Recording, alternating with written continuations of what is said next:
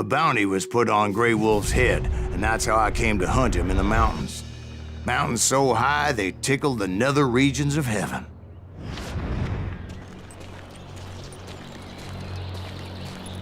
Grey Wolf was a Chiricahua Apache medicine man who had led a war party in revenge for a massacre against his people. The U.S. Army had attacked his tribe during his daughter's sacred sunrise ceremony, and the slaughter was unspeakable.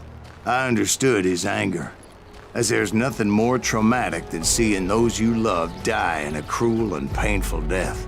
Right from the beginning, I couldn't shake the feeling that Grey Wolf was watching my every move. He led a band of young Apache warriors who wanted retribution and were more than willing to die for him.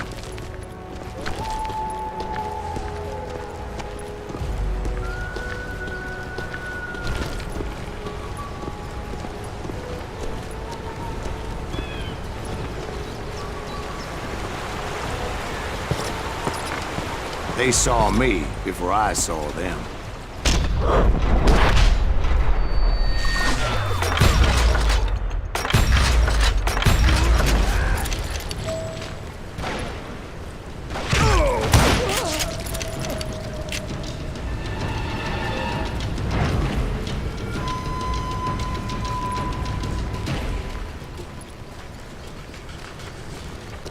And it crossed my mind that maybe this wasn't such a good idea. But now that the shooting had started, there was no backing down.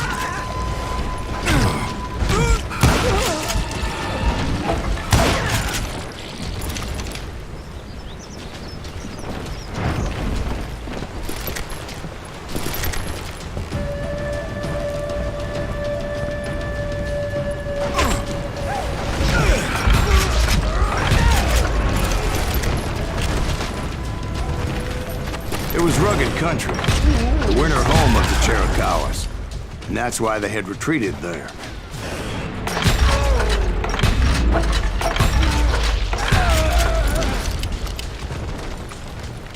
I admit to having some regrets about going after them the way I did. But then again, I got a lot of those.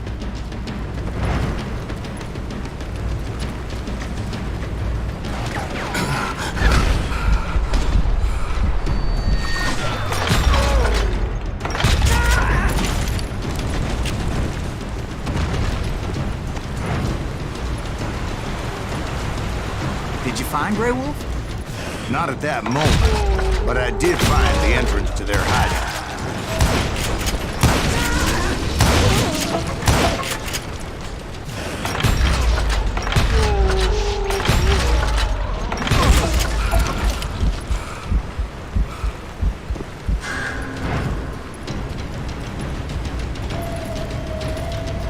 A deep crevice that led to a deeper cave.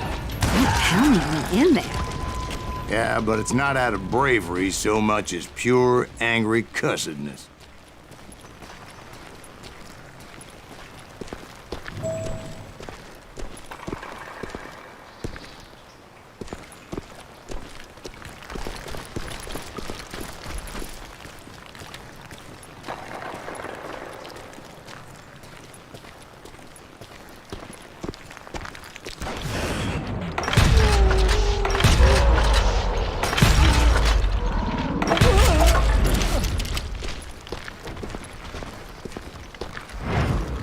See, back then, I had a stubborn streak a mile wide, and I wasn't about to back down.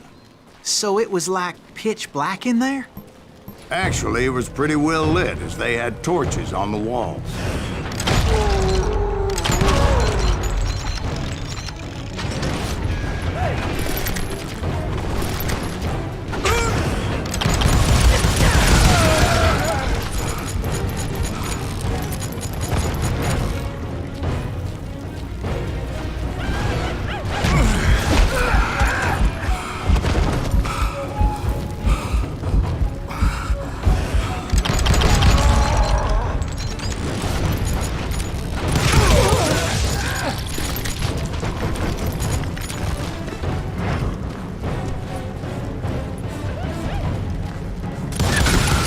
How big was this cave? Big as hell, Ben.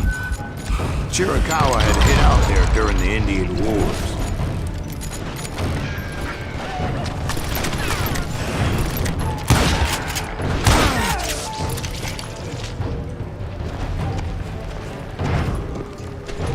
They thought it was haunted with the ghosts of those murdered by the horse soldiers. The cave was haunted with dead Indian ghosts?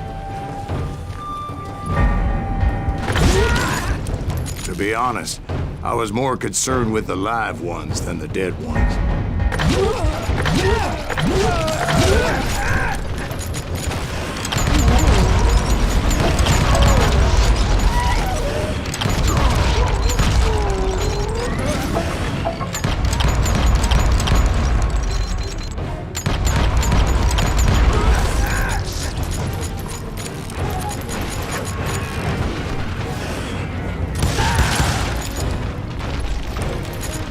How come you know so much about engines? A few years back, I was married to two Mescalero women.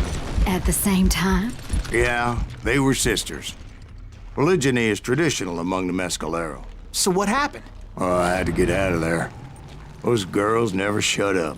Both of them nagging at me all the time. Drove me half crazy. Haven't seen them since. No, I mean, what happened with Grey Wolf? Oh, well, I pursued him into the Cave of Death. I came upon this flooded grotto, and that's when I saw him. He came to me unarmed and unafraid. His voice echoed in the shadows, and I sensed he meant me no harm. You carry great darkness in your heart, and if you do not release it, it will claim your soul. The sound of his voice put some kind of ancient Indian spell on me.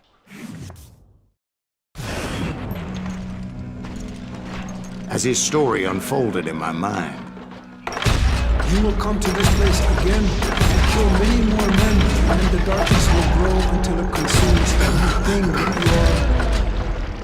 The soul would have no rainbow. I have no tears.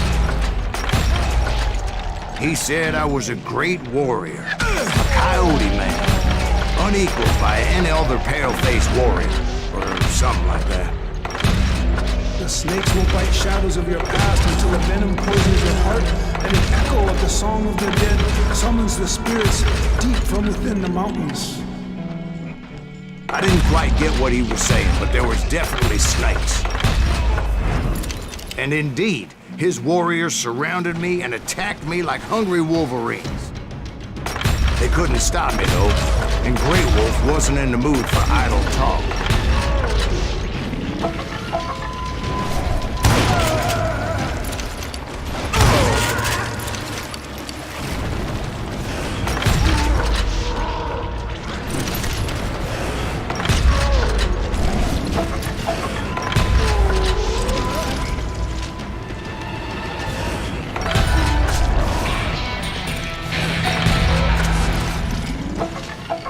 I swear I couldn't see any way out of this trap. But suddenly, one just appeared.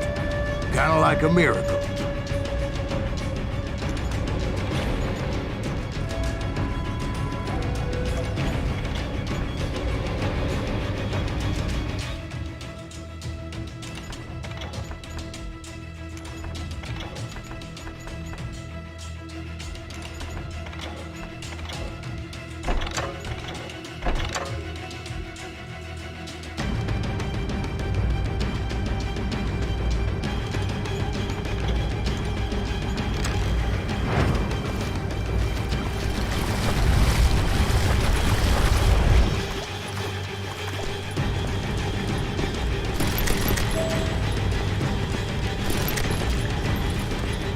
I felt like I would be lost in that damn cave forever.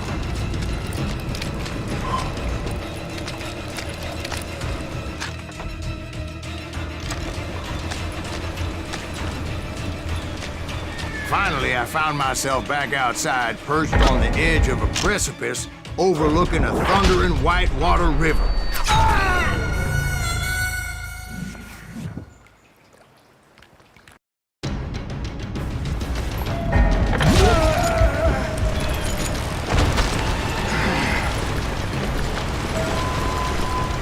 I chased after him, determined to make him explain the meaning of all that mumbo-jumbo. Mumbo-jumbo's right. Are you making this all up as you go? A few details may be fuzzy, brother, but I am relating exactly what happened. There were dozens of Apache warriors aiming at me from on high. Dozens? Well, maybe not dozens, but there was a lot of them. At least 3 or 4. Well, more than that, little lady.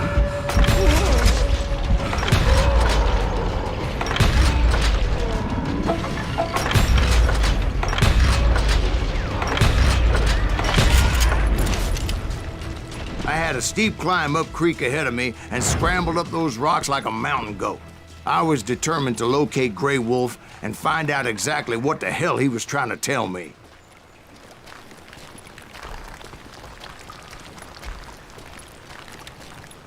And wouldn't you know it, that crafty son of a bitch led me right into a trap. What kind of trap? Well, son, there had to be at least 100 Apaches surrounding me. 100? God be my witness. Oh, come on. Who you kidding? Hey, I believe you. Come on, tell us how it ended. All right, but I'm not gonna drag this out. Where were we? You were surrounded by 100 Apache warriors. Well, I didn't take the time to count them exactly, but there were a lot of them.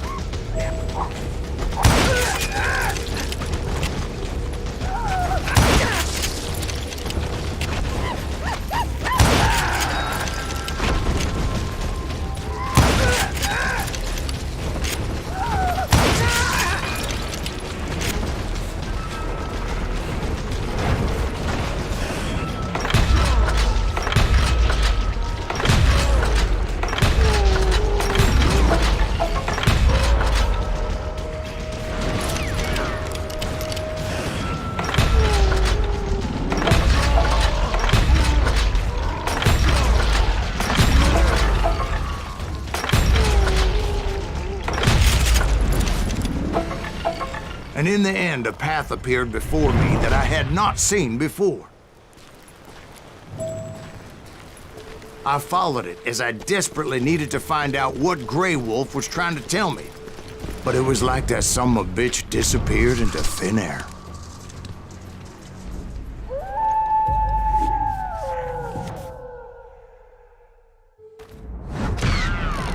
Never did find him. And never did collect my goddamn bounty. Thank you, darling. It's interesting how the truth can sometimes seem might malleable, depending upon your point of view. Like how those dime novels make you out to be something you're not? Jack, don't be starting trouble. No, he's right. They do tend to exaggerate. Did they exaggerate your part in taking down the Daltons? Well, I was there in the flesh, boy, so I saw what happened firsthand.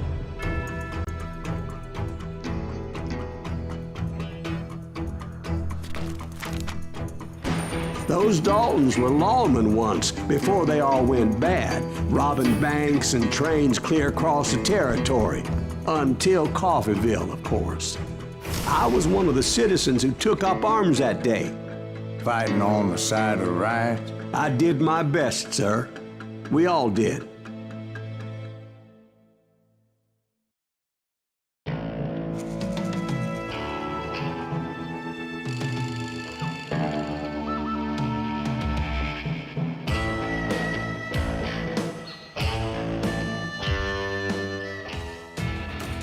It was early morning. One of my friends was a local gunsmith, and he handed out firearms to anybody who'd take one. You see, the Daltons got it in their heads to rob 2 banks at the same time. 2 banks on the same damn street. Story was Bob Dalton's girl was always riding him about how he had no ambition. Oh, you're nobody next to Jesse James, she'd say. Finally, the bastard took his brothers to Coffeeville just to shut her up. Well, the locals recognized the Daltons right off. Before they could get away, half the town took up arms to defend their property.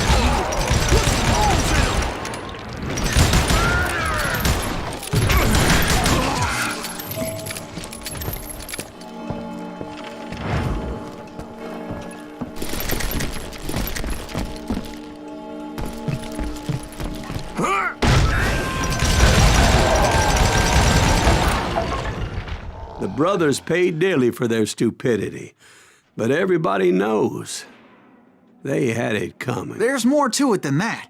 I read all about that day, so I know for a fact that it went down very differently. First of all, it was high noon. A posse of U.S. deputy marshals were on the rooftop across the street. Get ready, boys. They're gonna make a move. The lawmen had been tracking the Daltons for months, and now they finally had them dead to rights. Among them was a bounty hunter feared by many a lawbreaker. This man had no intention of letting the Daltons slip away. The marshals tried to get the Daltons to surrender. They'll give up eventually. We just gotta wait the son of the bitches out. This bounty hunter knew that the brothers were far too proud to ever lay down their guns.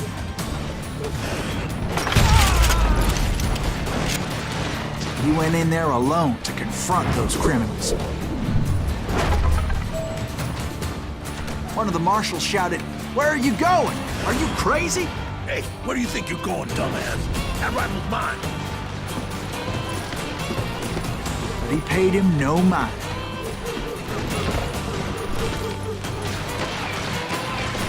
He saw a way to get around to the back of the bank.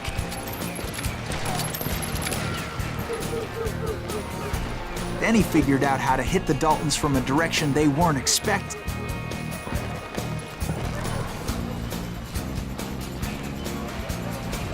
From above. Fortunately, a water tower was right there. A moment later, he was climbing up a steep ladder, laughing at danger as he did.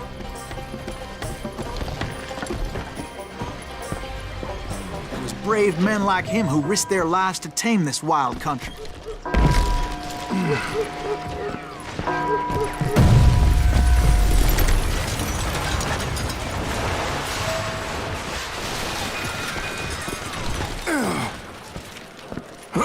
We've got company.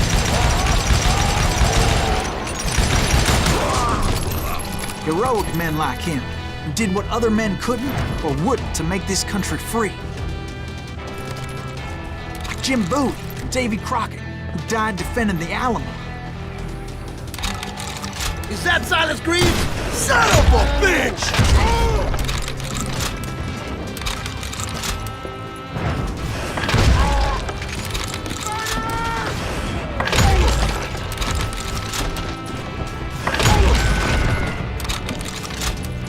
That's right.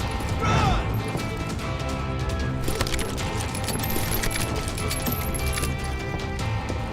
Time to...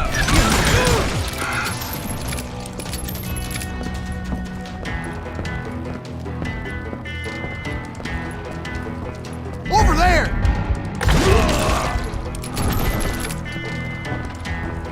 That's Silas Green. What the hell? Blam! He came away victorious, taking down those thieving Daltons.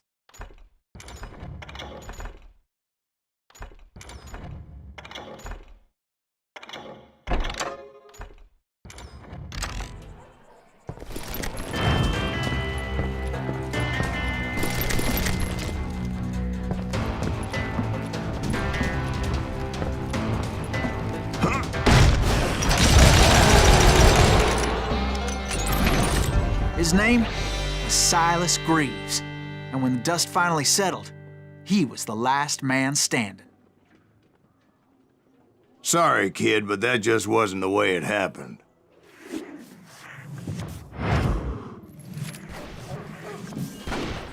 It was early evening, not high noon.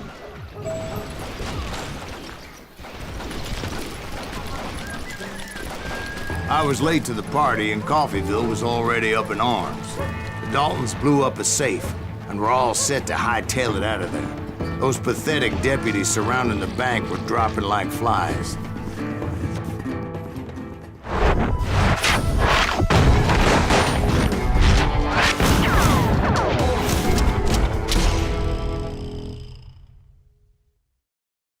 I had been tracking those jokers for months, waiting for them to do something reckless. And finally, they did. Those stupid bastards decided to rob 2 banks at the same time in the same town where everybody knew them. But they still had friends in Coffeyville.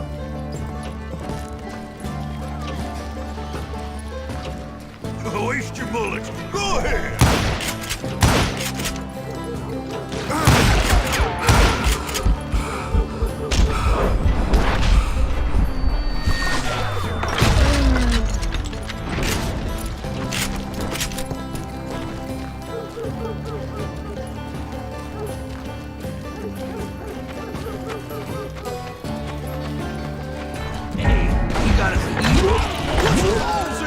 Those friends came after me like a pack of wild dogs, tooth and nail.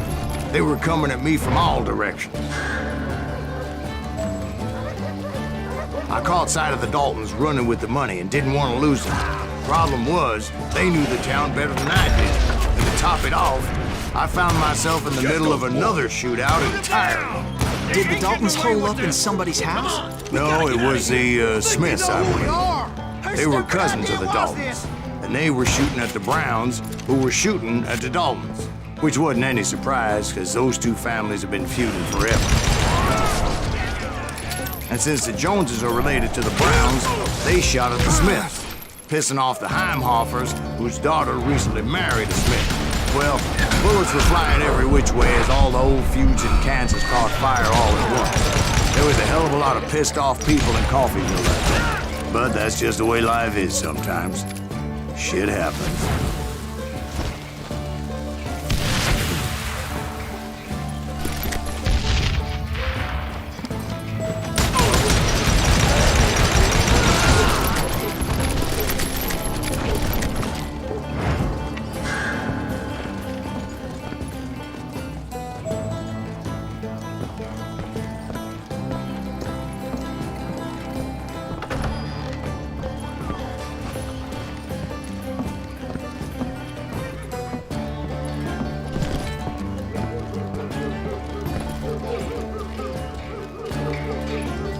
The Dalton boys knew I would never give up.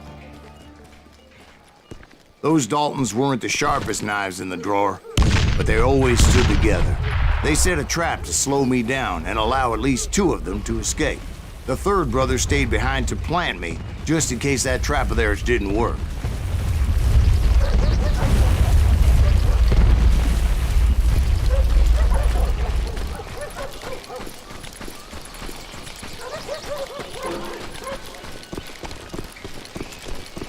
It was Emmett, the youngest, and he decided to stand his ground and face me down. I ain't afraid of you, Silent Reeves. This is where it ends for you. He was determined to protect his brothers. I understood how he felt. Taking me on all by his lonesome wasn't exactly a recipe for a long life.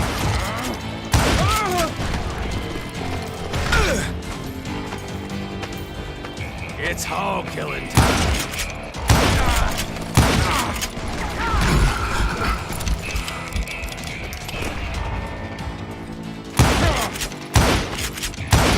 I'm gonna tear you apart.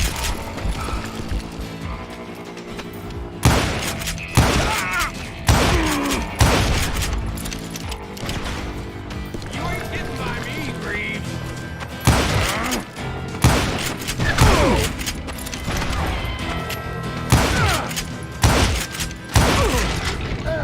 But Emmett Dalton survived the robbery in Coffeyville. He's the only Dalton who did. They say he was shot 23 times. Well, Dwight, who do you think put all those damn holes in him?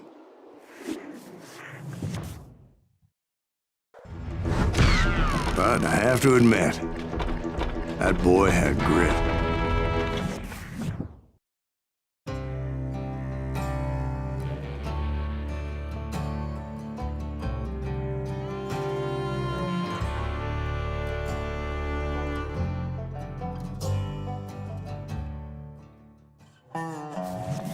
We'll get those suckers. It took me a couple of days to track the Daltons down. They can't get away with this. And in that time, a whole posse of local vigilantes offered to lend a hand. We'll track him to the ends of the earth. They seemed as determined as me to find those outlaws. But as we headed into those swamps, It was like I had my own private army. There was no way those boys were getting away this time.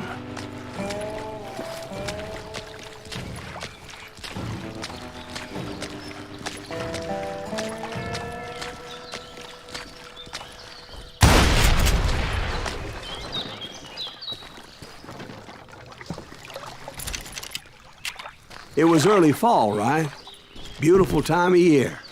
At least you had the weather on your side. Not by my recollection. It was damp and foggy as hell.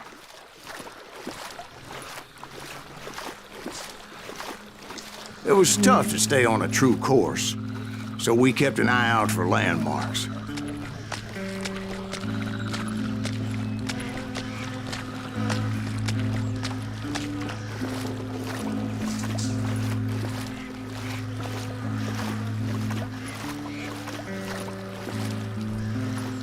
It was autumn. The maple trees were in full color, red as blood.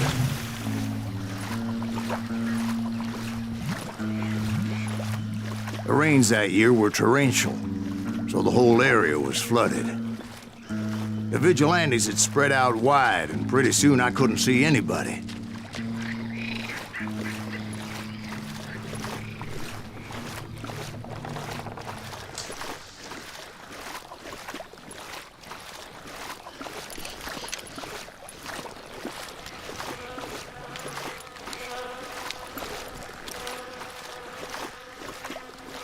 Bury them in the swamp! Plant them where they stand!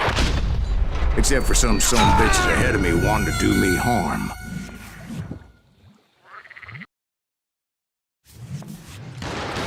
Oh! I think I like it!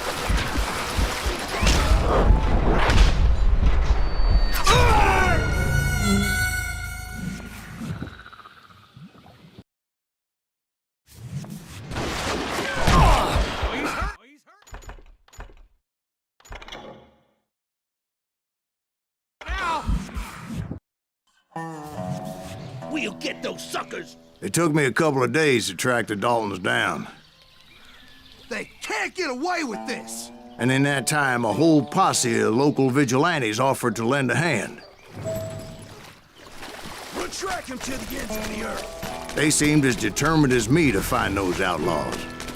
But as we headed into those swamps, it was like I had my own private army. There was no way those boys were getting away this time. It was early fall, right? Beautiful time of year. At least you had the weather on your side. Not by my recollection. It was damp and foggy as hell. It was tough to stay on a true course, so we kept an eye out for landmarks. It was autumn. The maple trees were in full color, red as blood.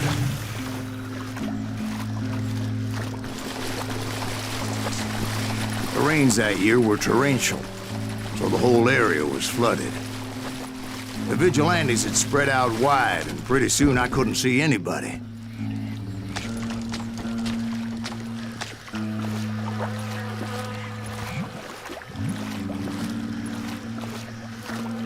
Bury them in the swamp! Plant them where they stand! Except for some bitches ahead of me wanting to do me harm, so I had to face them alone. I wondered why my compatriots didn't come running when they heard the shots.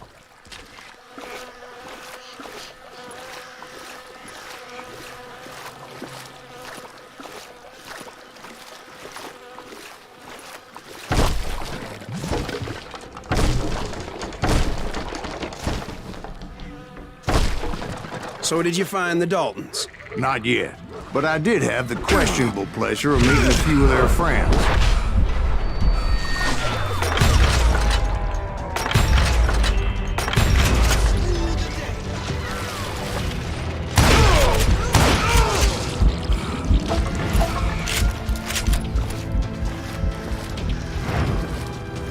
The boys had established quite a reputation by that time, so they attracted all manner of riffraff to their cause.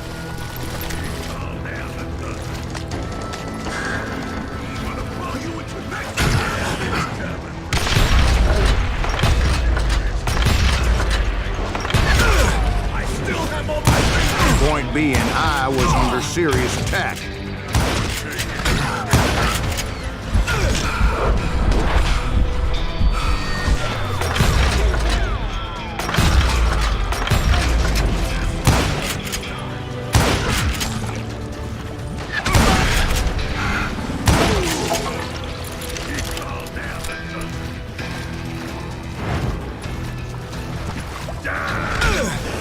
And my reinforcements was nowhere to be seen.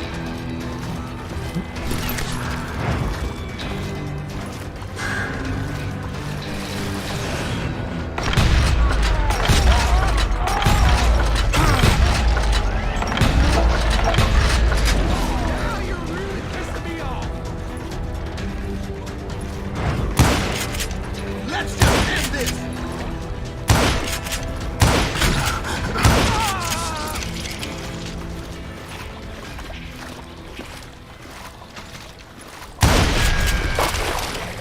But luckily, a barn materialized as if right before my eyes. I scrambled up top to get a better view.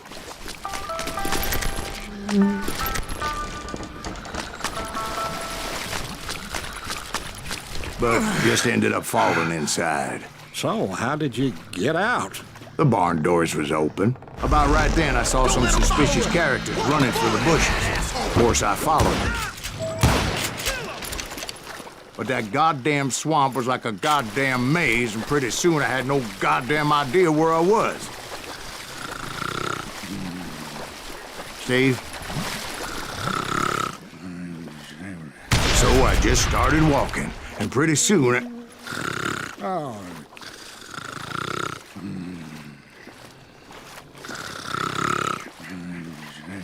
Steve? Steve! Huh? Oh, no, I'm listening. Indians surrounded me from all sides.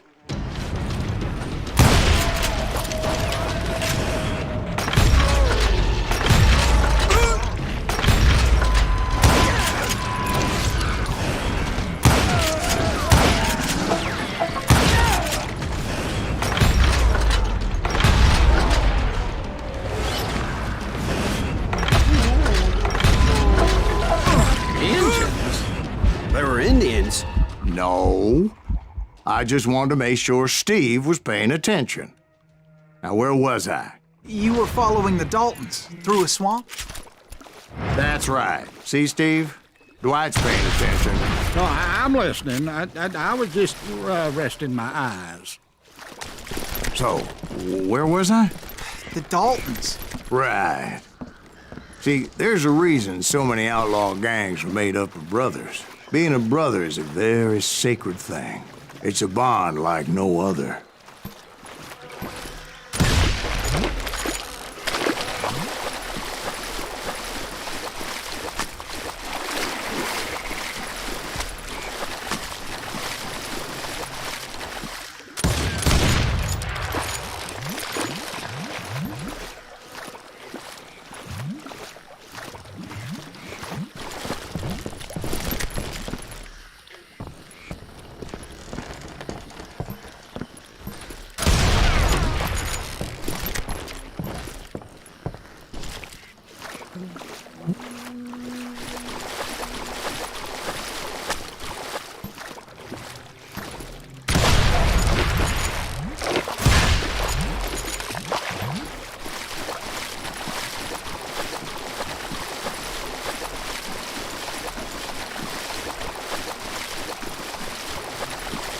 Bounty hunter!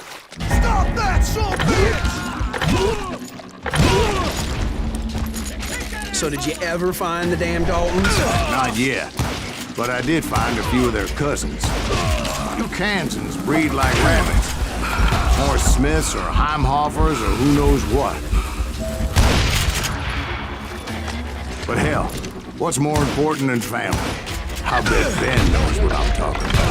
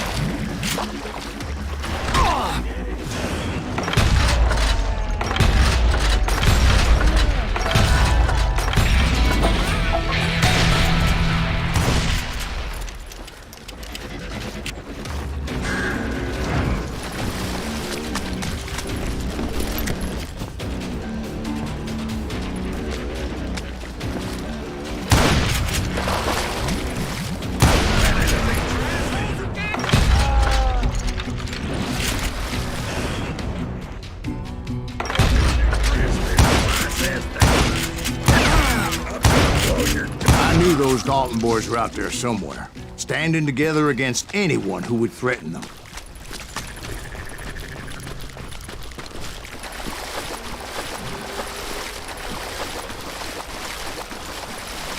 And that's when I saw it. A goddamn steamboat. A steamboat in a swamp? Yeah, Steve, but this wasn't much more than a wreck, really. But how'd a damn steamboat end up in the swamps? Guess it floated off during the flood of '89. Now, was it a stern wheeler or a side wheeler? What?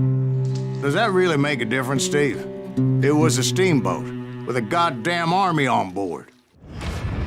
It was then that a fusillade of bullets come raining down from on high, and those vigilantes who accompanied me weren't anywhere to be found. But among those men that were shooting at me, I thought I saw some familiar faces.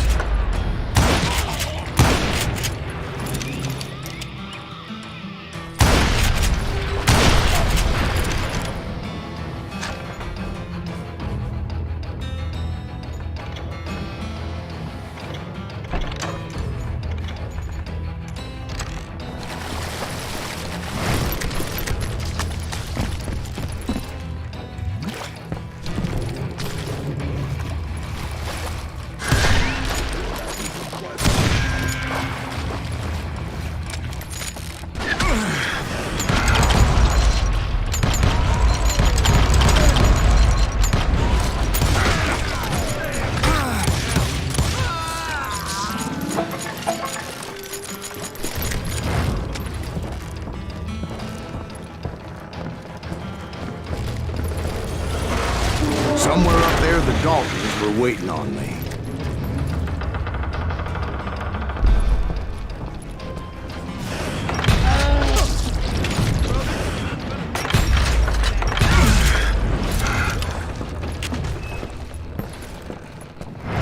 Sounds like you don't give up too easy. That's the kind of man I am, Ben. I set out to do something. I do it. Surrender just ain't in my nature. Plus, I'm stubborn as hell.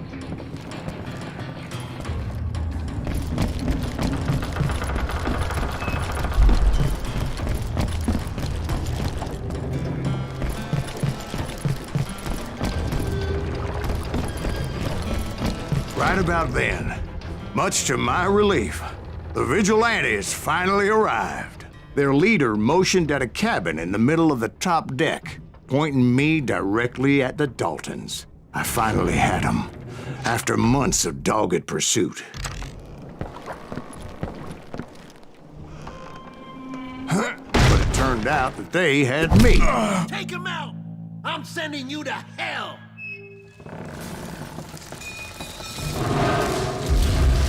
The Daltons had played me like a fiddle.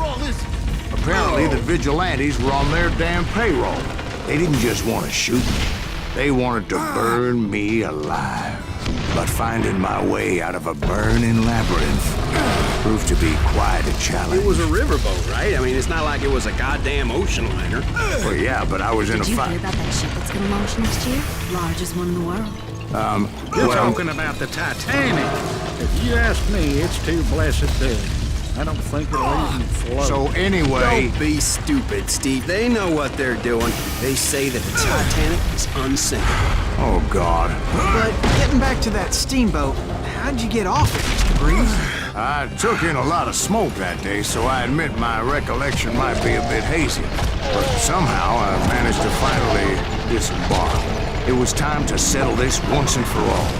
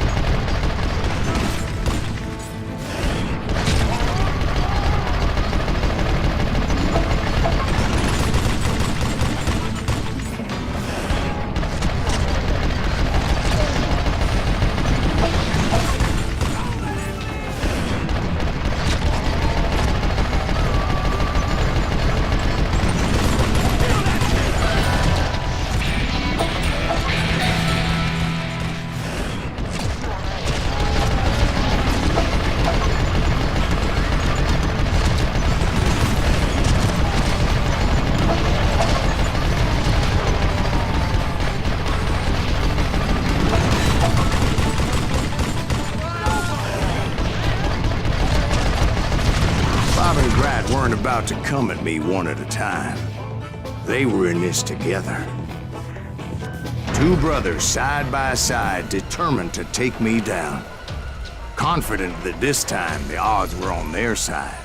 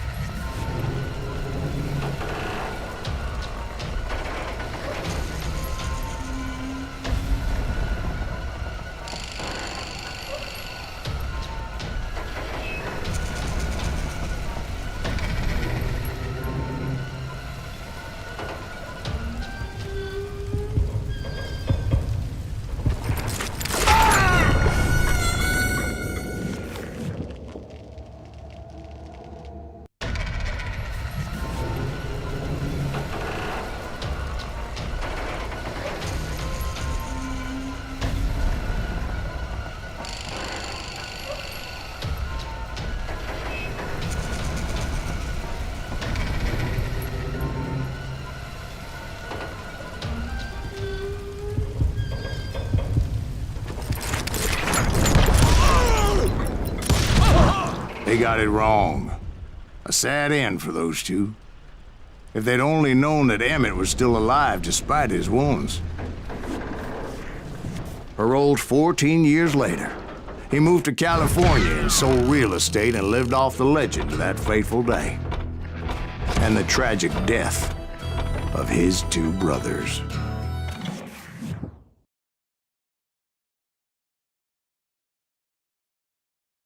My own brothers died tragically as well, truth be told.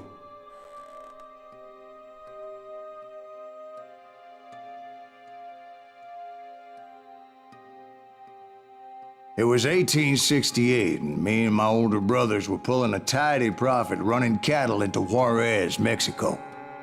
One night after my brothers retired for the evening, I found a little poker game in a cantina with a couple of cowboys. And I just couldn't lose. I even won an old Spanish coin that had to be 100 years old. Well, I was mighty pleased with myself the next morning as my brothers and I rode for Texas. But before we crossed the border, those cowboys caught up with us. It was Johnny Ringo, Roscoe Bob Bryant, and another asshole named Jim. They wanted their money back and everything else we had, including our lives, as those boys didn't want us coming for them later. Bob put that old Spanish coin in my mouth and said, "I won't have it said that I left you with nothing, boy." Well, those horses bolted, and there we hung as those bastards rode away. The branch finally snapped under the weight of the three of us, but being my older brothers were bigger and heavier, they were already dead. And right then I swore to myself that I would avenge them. Ringo you know about. But Bob eluded me, until I heard he was riding with the Wild Bunch.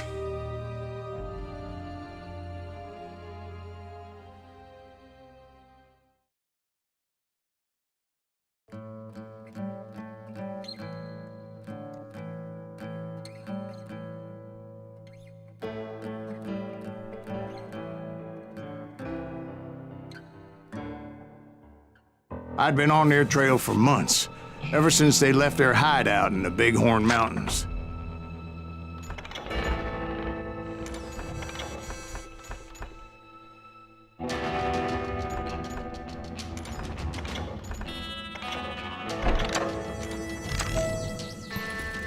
Led by Butch Cassidy, they were a loose association of outlaws who robbed banks and trains from Colorado to Montana. Among them was the Sundance Kid, and that murderous hombre I was tracking, Roscoe Bob Bryant. Were you a part of that giant Pinkerton posse after the Wild Bunch? No, boy. A circus like that would have slowed me down. Besides, I wanted Bryant all to myself. I'd heard about a large shipment of gold being transported to Wilcox, Wyoming on the Overland Flyer. I figured the Wild Bunch would likely hit such a treasure, and by God, I figured right.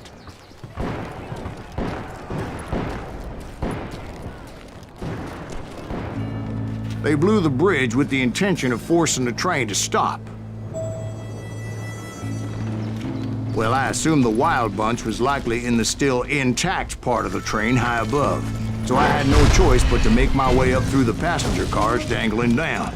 I was determined to make that sumbitch Bob pay for what he did to my brothers.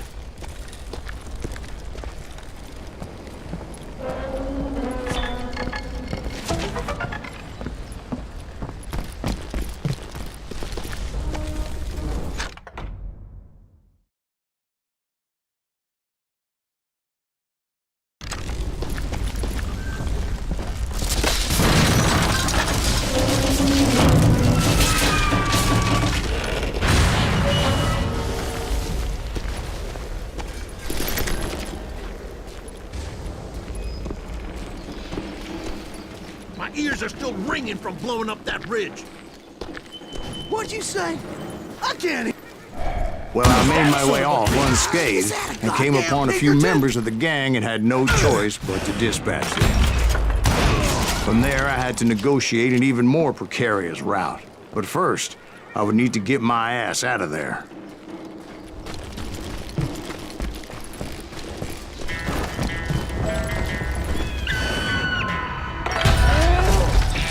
I jumped from the frying pan into the fire as the train was clearly fixing to fall.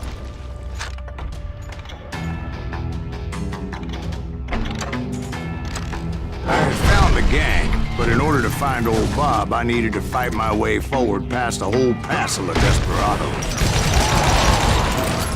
God damn you! Outside, inside, any way I could, I made my way towards my prey. Well, what about the passengers? It was mostly a freight train, as I recall. There were no passengers aboard that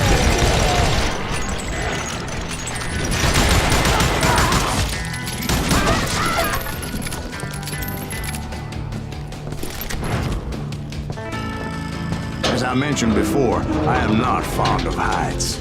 But I was too busy dodging bullets to worry about falling to my death. Odds were I was likely to die that day anyway.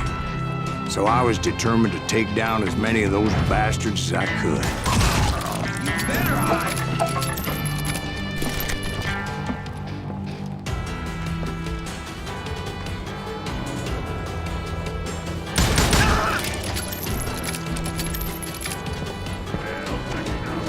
Times it was like shooting ducks in a shooting gallery. The only difference is these damn ducks shot back.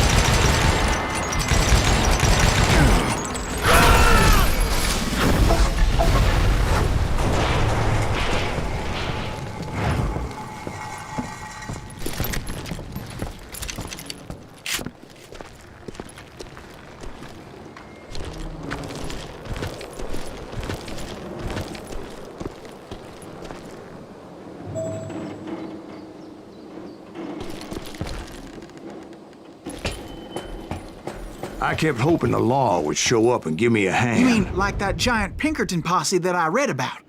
Did they come riding in, guns a-blazing to help?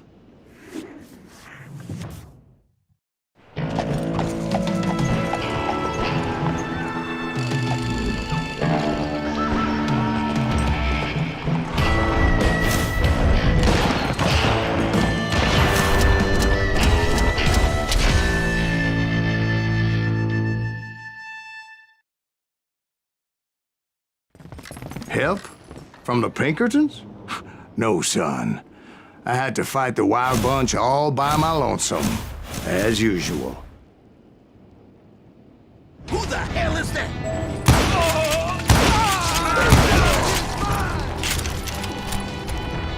Take cover!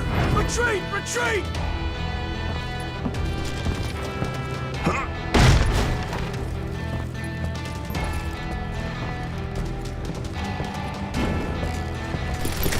He's killing everybody! Ready to meet your fate. He'll kill us all!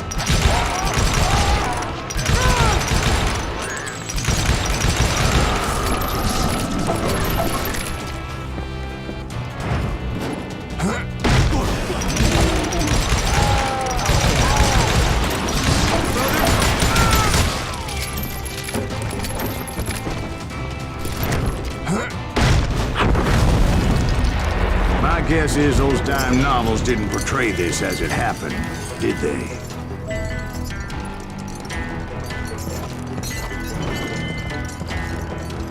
Only a few stragglers were left. I had to cut them down pronto if I was going to stay on old Bob's trail.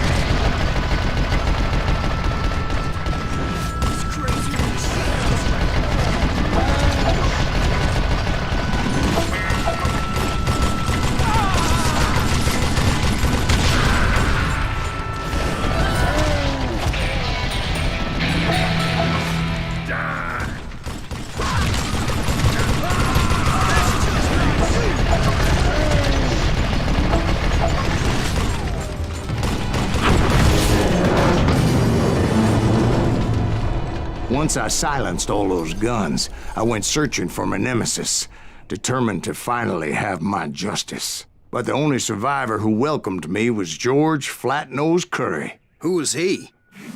The fastest gun in the gang. Right after Sundance, I mean. And Kid Curry, and maybe Elsie Lay. Though some folks might dispute that.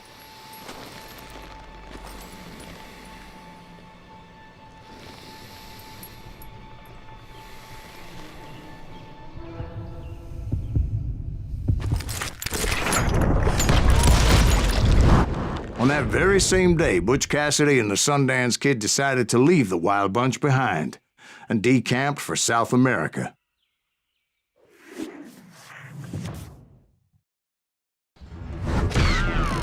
They ended up living down there for many years, but I'm sure you already know all about that.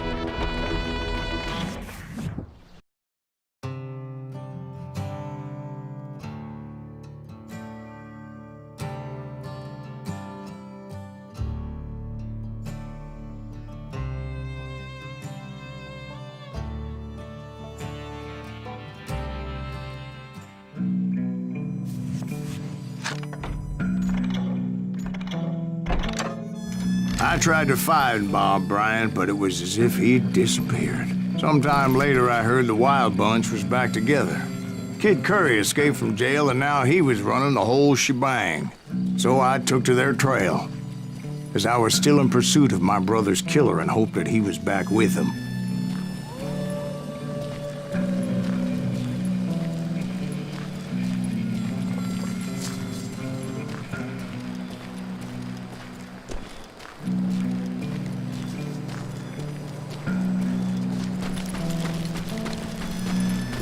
That Kid Curry's kinda crazy, ain't he?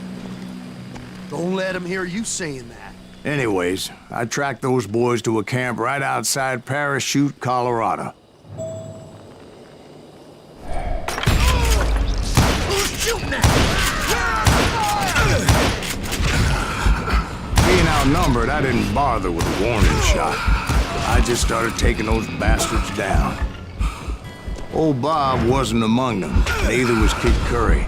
I could sense him close by, however, plotting something nasty. I just needed a clue as to their whereabouts.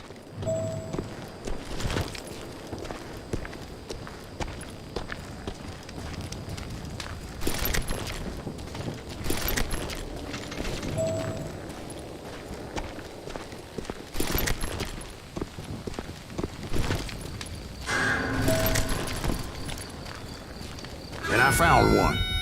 A map with their bold plan clearly marked. This time they were fixing to blow up a train trestle. Property of the Union Pacific.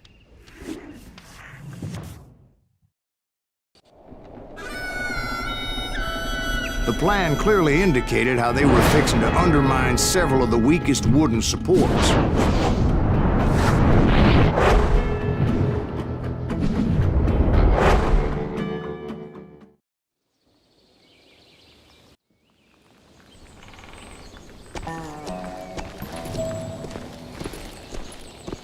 Kid Curry was considered the wildest of the wild bunch. It was said that he fathered 85 bastard children, though some say it was only 5.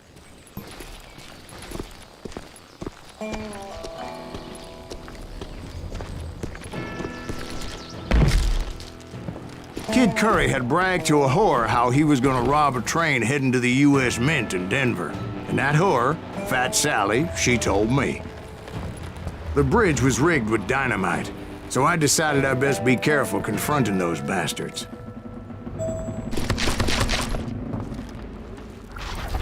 A moment later, I saw a ladder that somehow had escaped my attention. Don't you blow us up now. Don't worry, I know what I'm doing.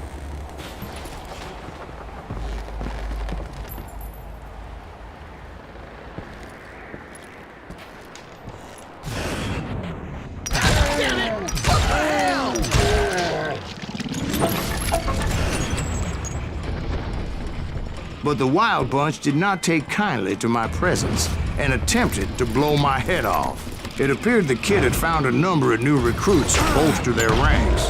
Yes, there's always desperate men willing to trade their lives for stolen treasure. What happened next? Well, having removed the first bundle of dynamite, I decided I might as well remove the other one. Once that was done, I figured I'd find my way from there.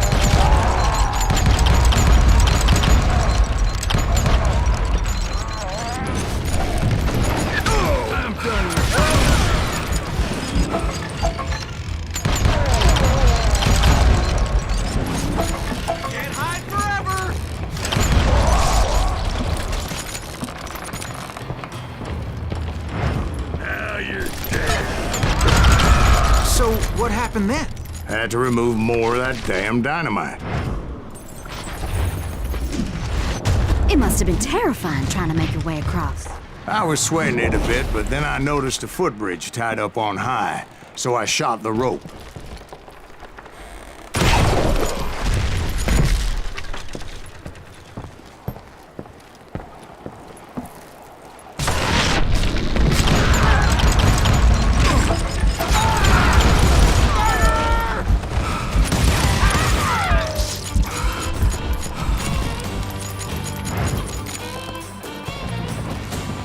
So that was all the dynamite? Funny you should mention that, darling. As actually there was a 4th charge impeding my progress. Once I removed it, my path was pretty clear.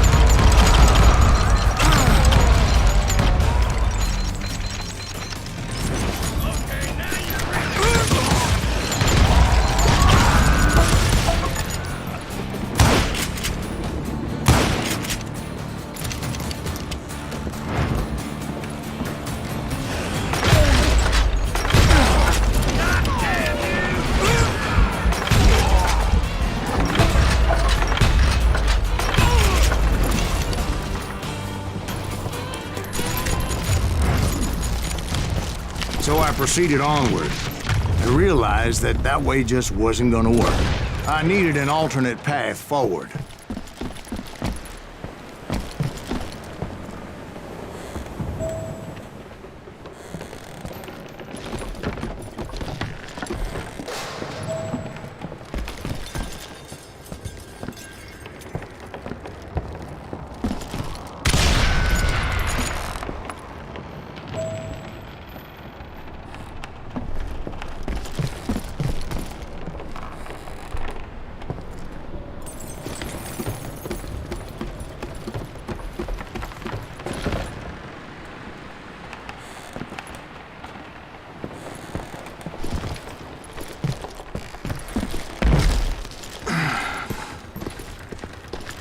Luckily, I found a cave, and as I made my way back to the bridge, I saw something that concerned me. It was a long, burning fuse, and it was moving fast as hell.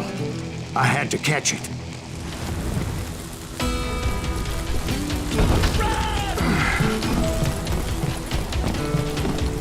The burning fuse was so damn quick, I had to run like the wind. I almost had it, but no.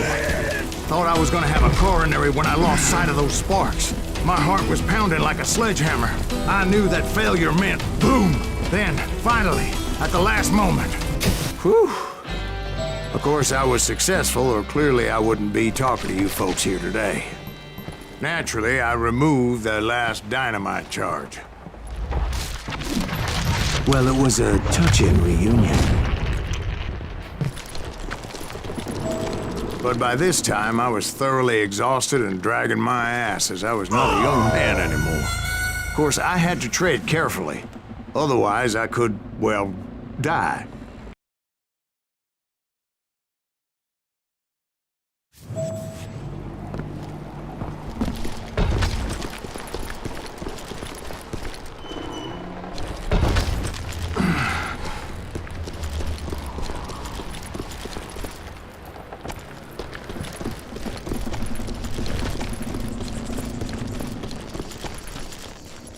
Kill that SOB! Make you bleed! Finally, I found those boys. Or more precisely, they found me. Who the hell is that? He's crazier than Kid Curry asked me! Nuttier than a damn fruitcake!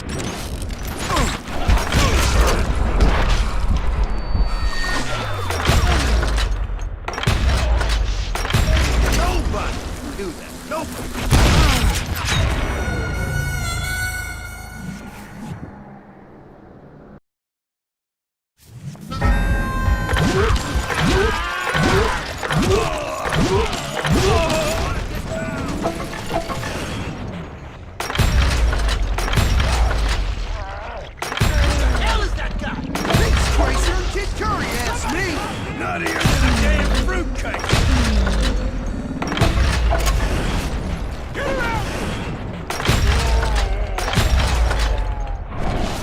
Just when I thought things couldn't get worse, Kid Curry opened up on me with a goddamn Gatling gun.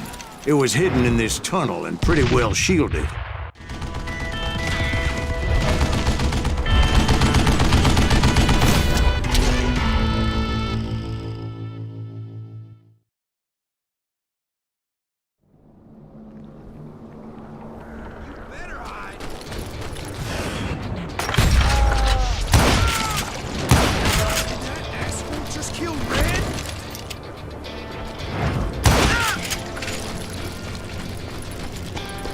Luckily, I had located some dynamite.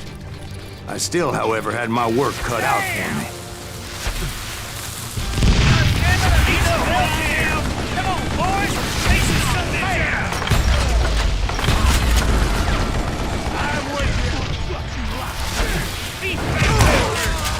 Eventually, I brought that tunnel down. And that's when I met Kid Curry himself. He had decided to stop pussyfooting around and deal with me personally.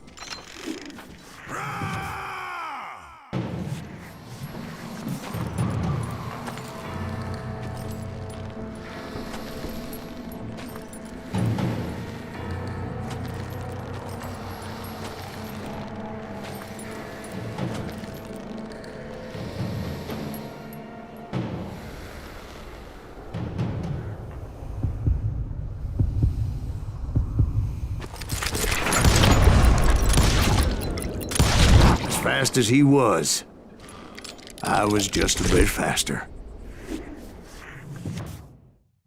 And as he lay wounded, I demanded to know the whereabouts of Roscoe Bob Bryant. He shouted at me, "Is that what this is about? Bob went with Butch and Sundance to South America. You ain't never finding him."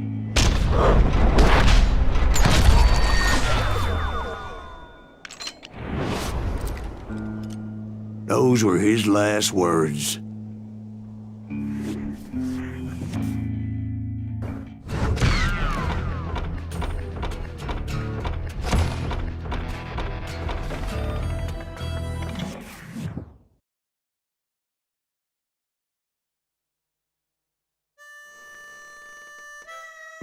So, Bob Bryant got away? I knew I'd never find him in South America. What about the other killer? Yeah, you kinda glossed over that one. Well, I found Jim not long after my showdown with Ringo. At the time, he was riding with the James Younger gang. Did I neglect to mention that?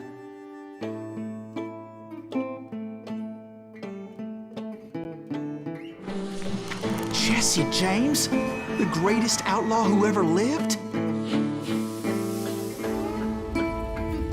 Jesse and his kin rode with Quantrill when he raided Lawrence, Kansas, and killed near 200 people, boy. Nothing great about that.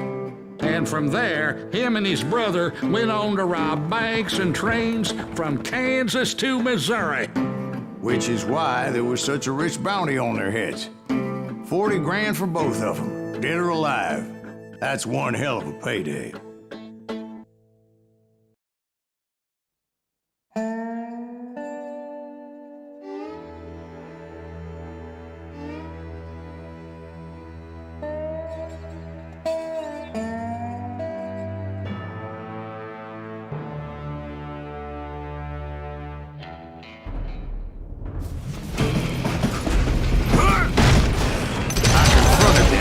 Robbing a train.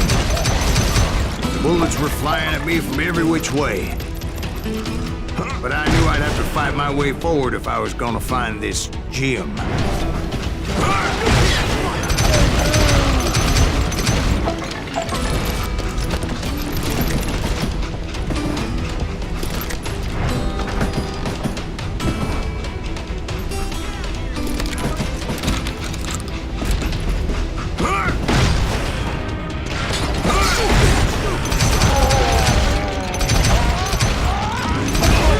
Wait a second. Now, how'd they stop this train in the first place? Well, the James boys were experts at this.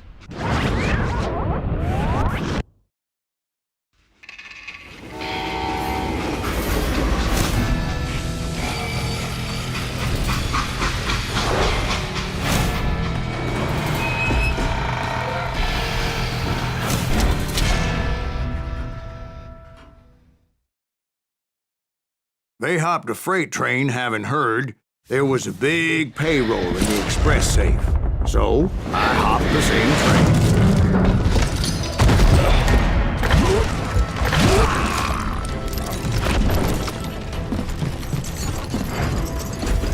The James Younger gang was decimated after that little fiasco they had in Northfield, Minnesota.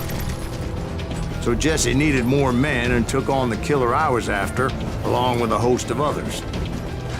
I was hoping to find my man and put a bullet in his head. Climbing around that train, I must have swallowed 100 damn bugs before I reached James that. Younger gang pulled the first train robbery west of the Mississippi. Sounds like you hold them in high regard.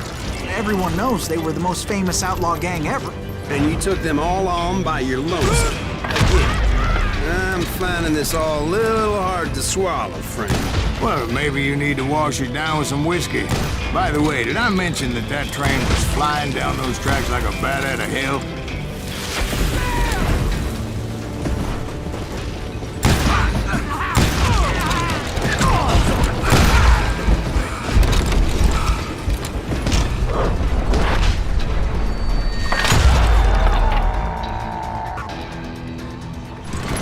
That doesn't even make sense.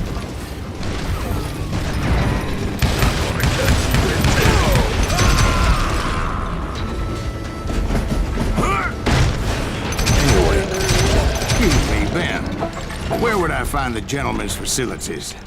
Suddenly I have an urgent need to drain my one-eyed snake. Well, I've had more than a few drinks, and I've been sitting here for quite a spell. Right through there. Let me show you.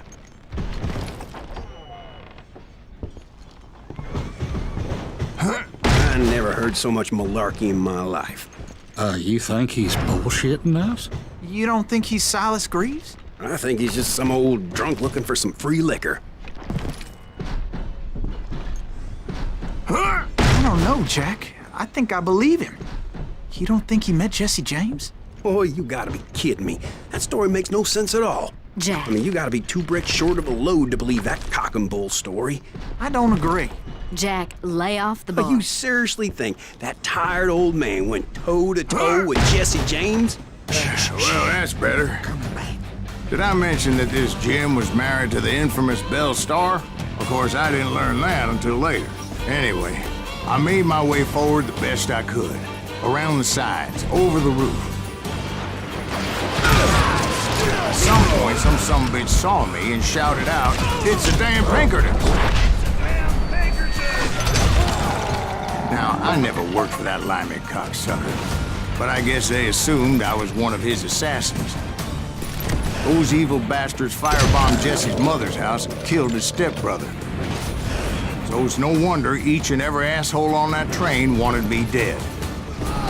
Everybody's always mistaking you for somebody else, aren't they? Why is that, I wonder?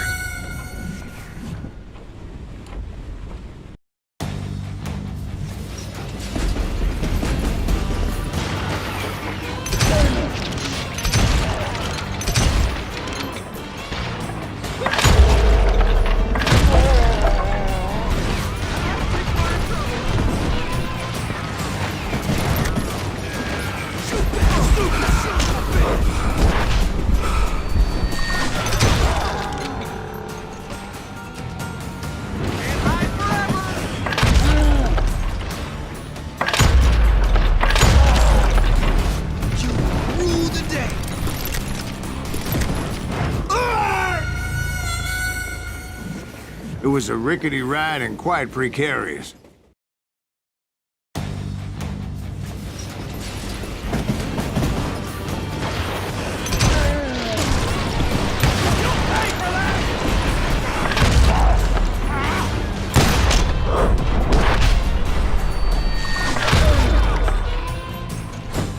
You can't fight gang, gang!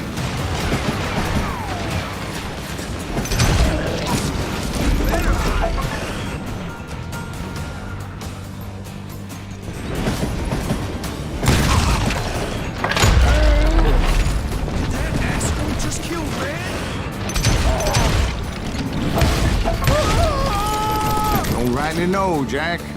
I'm just telling you how I remember it. I bet you are.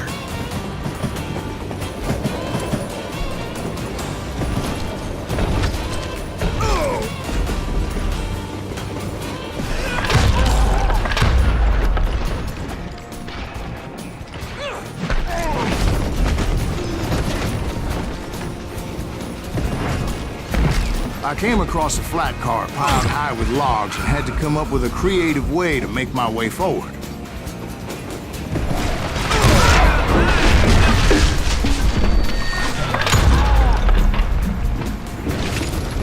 I wondered if I was ever gonna find the front of that train, or the bastard I was after. Jesse hired a damn army after Northfield. Guess he didn't want to be outgunned like that ever again. Right about then, I was attacked by some asshole on a Gatling gun.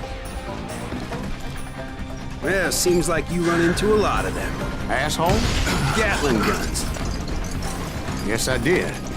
Now, I don't remember how I took it out. It was either a bullet or dynamite. Where would you find dynamite? Does it really matter, Jack? You're messing with the flow of the story here.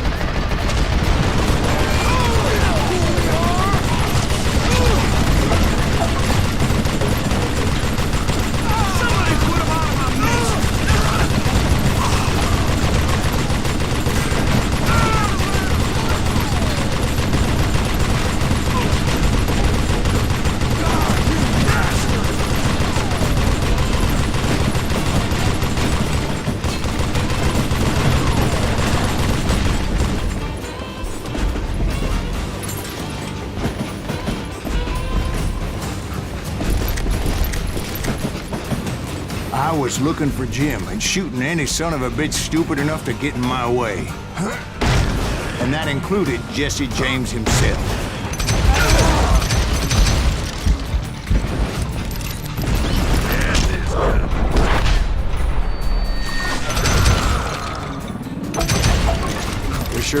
lot of men determined to die that day.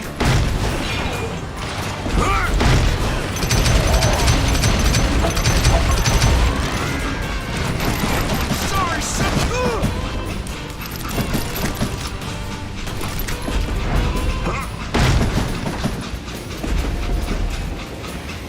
It was then that Jesse detached the express car from the rest of the damn train. I could see Jesse waiting for me, fixing to kill me so he could get away with all that money.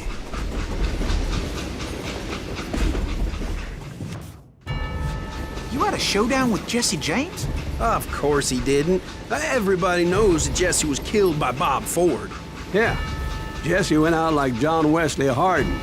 Coward shot him in the back of the head. Guess it doesn't matter how far you run, does it, Ben? Your past always catches up with you.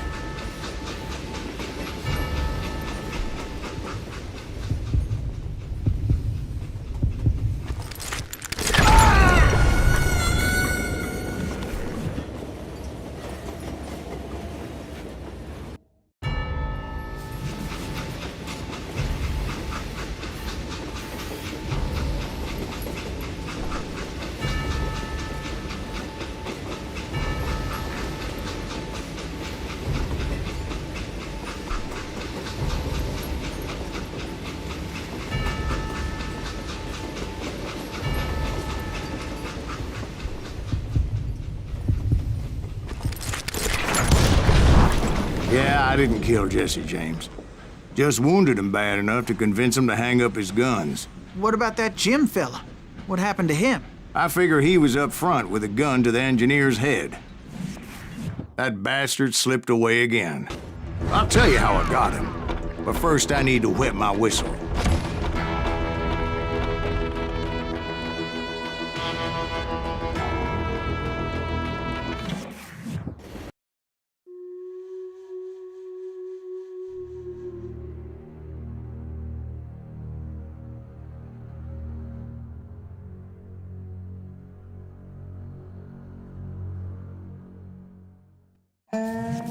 After my showdown with Jesse, I continued to track his brother, Frank, and that sumbitch Jim. I followed those bastards into the high mountains as they were going to ground. What mountains would that be? Somewhere in the Ozarks, I believe. The perfect place to hide out from the authorities.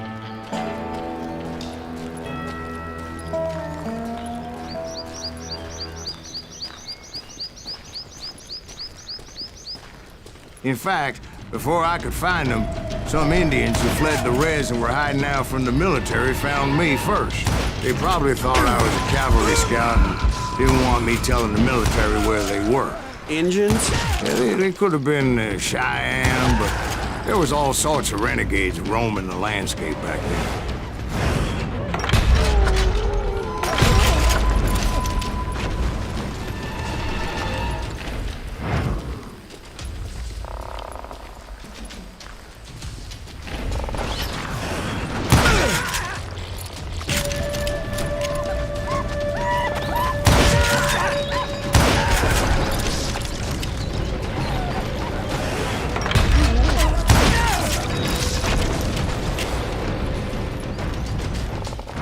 Hey, how about another whiskey, Ben? Nothing better to soothe the troubled soul.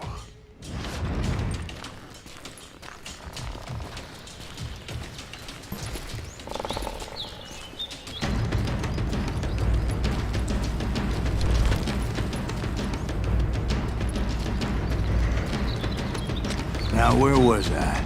Indians, right. I had more than my share of run-ins with the Red Man. Like that time, did I tell you about Grey Wolf? Yes, sir. You did. Ah, of course I did. In fact, I can still remember that old medicine man's words to me. Jesus Christ, we're back to that again. You carry great darkness in your heart. It will claim your soul. You will come to this place again and kill many more men, and the darkness will grow until it consumes everything you are.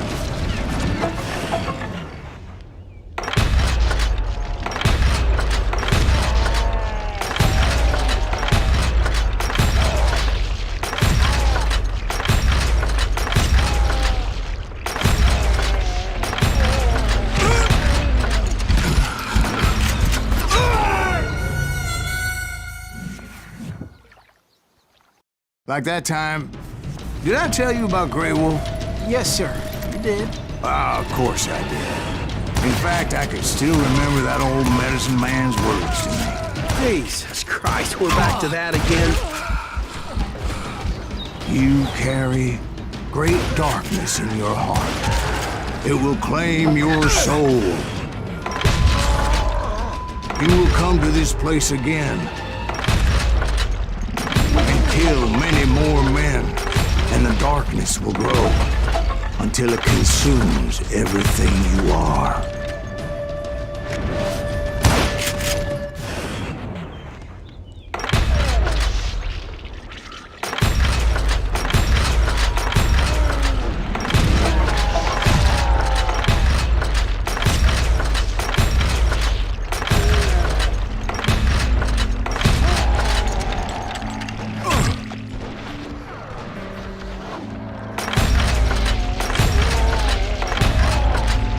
So, did you ever find it? Who? The man you are after. Let me ask you something, Ben. You ever think about death?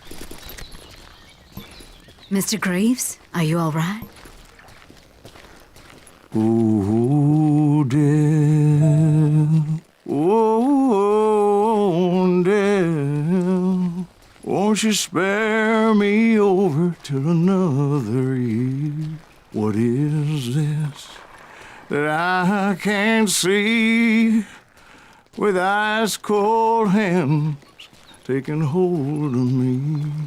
Well, I am death, none can excel. I'll open the door to heaven or hell. Oh, death. Oh, death. Won't you spare me over till another year? So, are you gonna answer the question? What question is that? Jim Reed. Did you ever find him? Reed was indeed that son of a bitch's surname. That's right, Ben. A despicable character. I remember him laughing like a hyena that cold morning they lynched me and my brothers. He was intent on avoiding my vengeance, but nothing was gonna stop me. Nothing.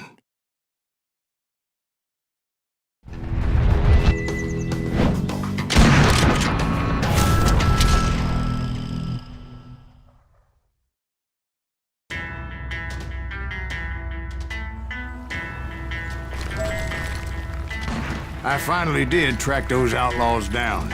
They had long rifles with scopes and were well positioned to pick off any poor soul who came anywhere close.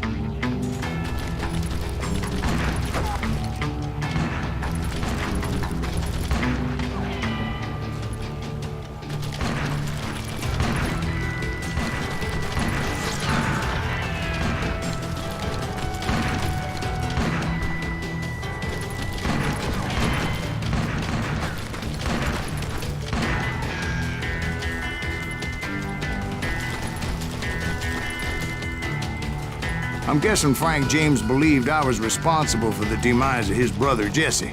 I couldn't really disagree with the man, as I thought Jesse was dead then as well. He backed off as I closed in on him, but he was still intent on killing me. And when I closed in on him again, he backed off again, looking for a better angle on me.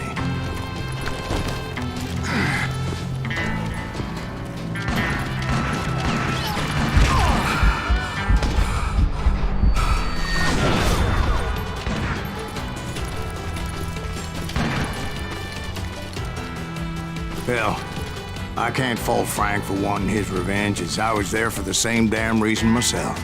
At this point, I'm guessing you think Silas Greaves is a worse murderer than Jim Reed ever was. No, sir. A man who spent half his life killing somebody's brothers, fathers, sons. I think you were just looking for justice, sir. Is that what I was looking for, Dwight? Is that what it was? Justice? Isn't that why you were hunting the James gang? The James gang. Right. I finally found Frank holed up in his mountain cabin, and he was determined to have me dead. It was a pitched battle that could have gone either way. Luckily, I had some dynamite in my possession. Dynamite. On your person. A few sticks, just in case. It's always good to be prepared. Right. I'm just laying out the facts as I remember them, Jack.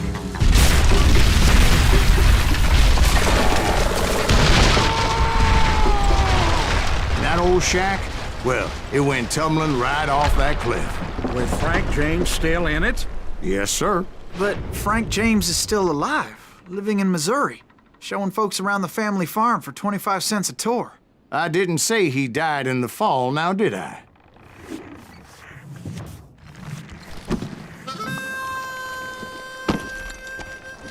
I'm done with this damnable outlaw life. Kill me, don't kill me, do what you will. At this point, I just don't give a shit. I explained to Frank that I had nothing against him personally and that I was looking for someone else. You want Reed? Have at him. I never did like that bastard. I am done here.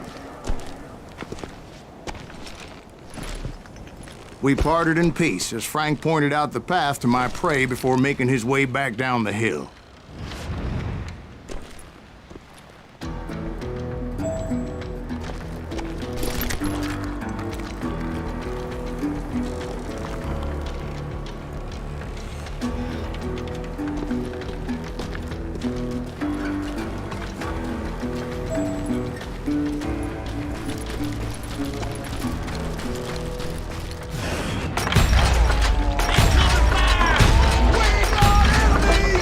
Determined not to let that murderer escape my revenge again.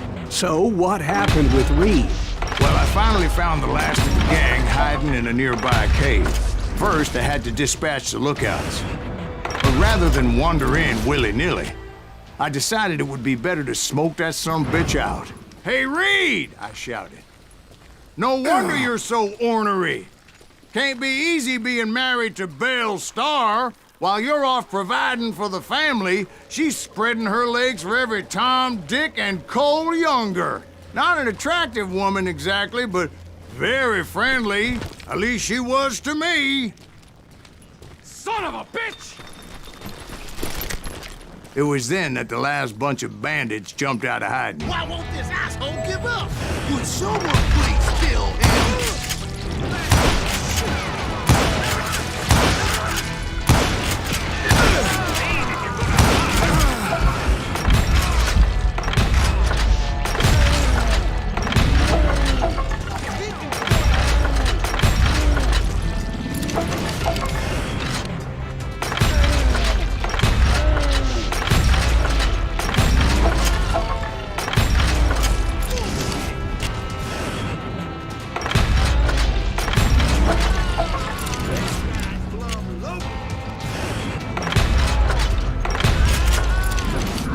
Eventually, it was just me and Reed. I had waited a long time to face him down, so I could repay him for what he did to my brothers.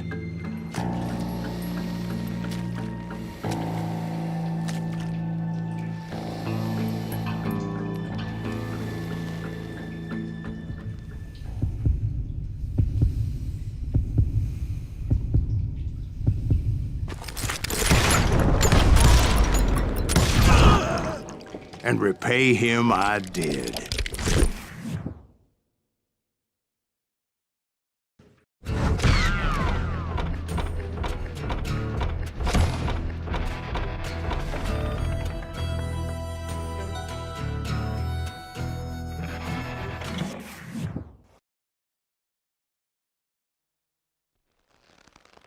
Well, I don't know about you boys, but I'm pretty beat. Well, it's too damn bad you never found that Bob character. Seems a shame you never had to pay. Well, funny thing about that, I did have one more chance at him.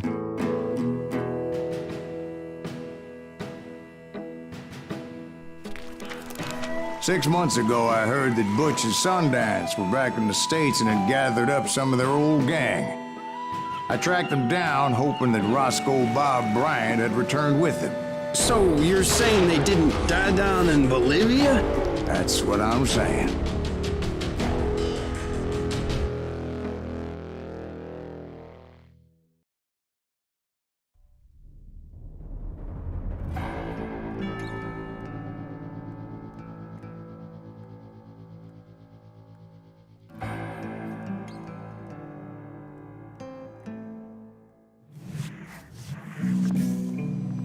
For 40 years I had waited to get my hands on the last of my brother's killers. Not even an army of demons could have stopped me now.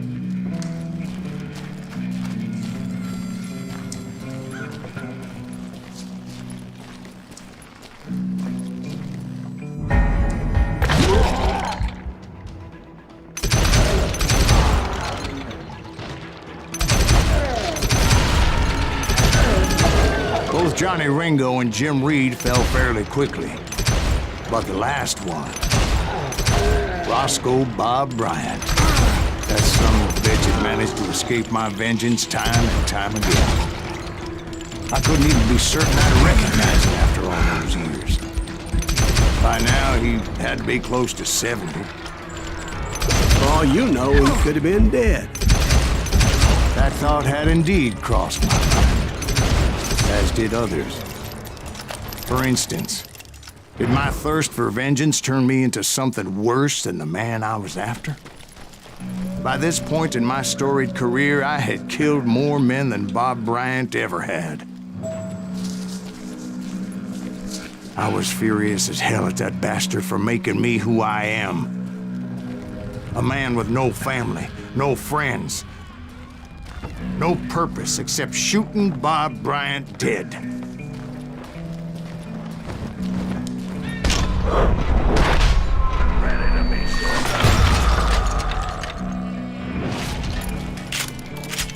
Nothing could stop me from taking his life. I'd been after that killer forever, from the time I rode with Billy the Kid. But that chapter of my story you already know. Chapter of that fairy tale, you mean? Suddenly, it was 1910. There I was, an old man roaming a ghost town dead almost 2 decades.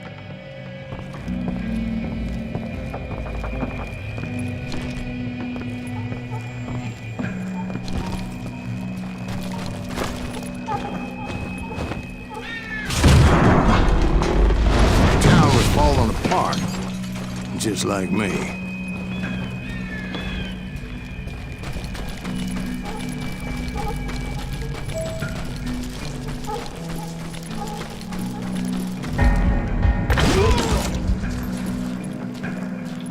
But I wasn't about to call it quits.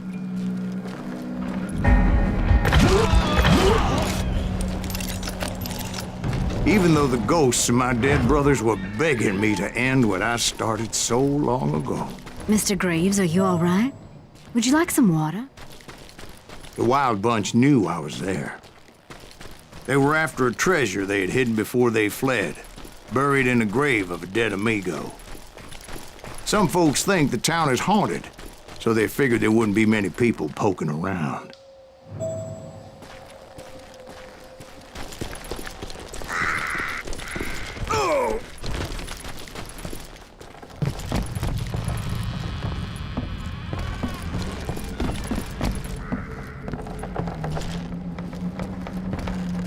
I intended to fill that grave with Bob Bryant's corpse. But like I said, the bandits knew I was onto them. They lured me in and hit me with everything they had. Bury that old asshole!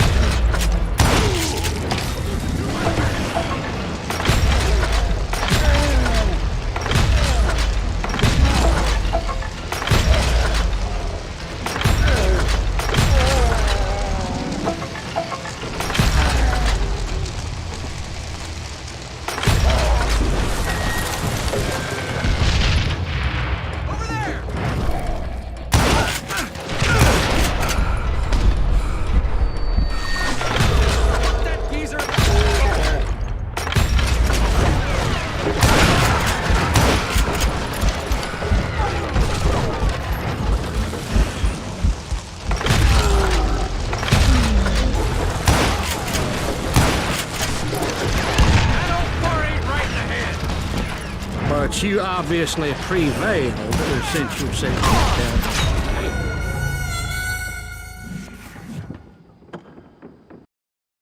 Catch this, son of a bitch!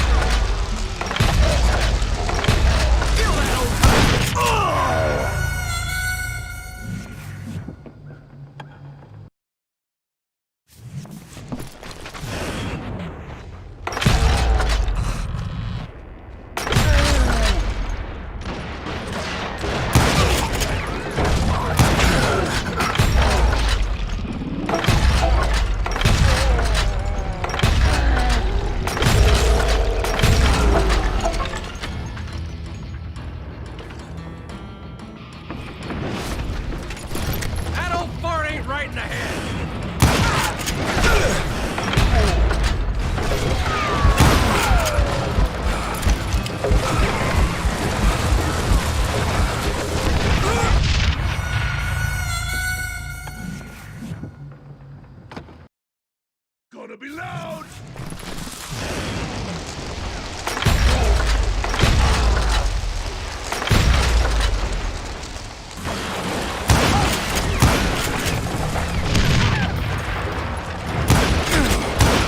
Put that geezer in the ground!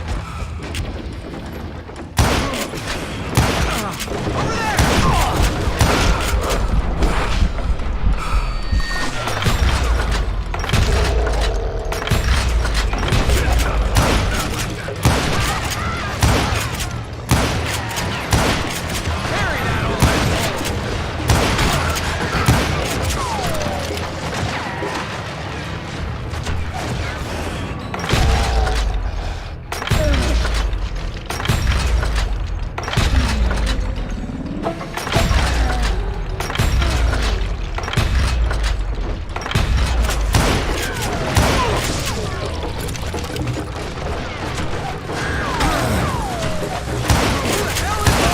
But you obviously prevailed since you said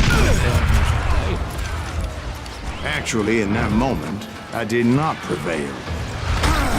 So I suppose we're talking to a ghost. Funny you should put it like that, Jack. Kill that cocksucker!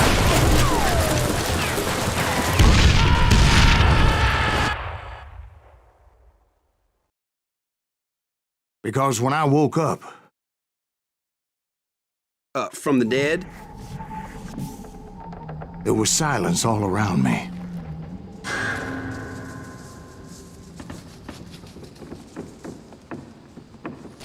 I could swear to God I saw Billy then. Billy who? Billy, the kid. William Bonney. He was shooting at me from a rooftop. Here and there. Even over there. So I am right. You are titched in the head. Mr. Greaves, perhaps we should switch you to coffee? You see that old Indian again, too? No, but I did see Billy's killer, Patrick Floyd Garrett. He came at me guns a-blazing. I knew that old war horse had died 2 years before. I wondered if maybe I was dead too and confronting the ghosts of my past. Perhaps all my sins were coming back to haunt me and drag me down to perdition.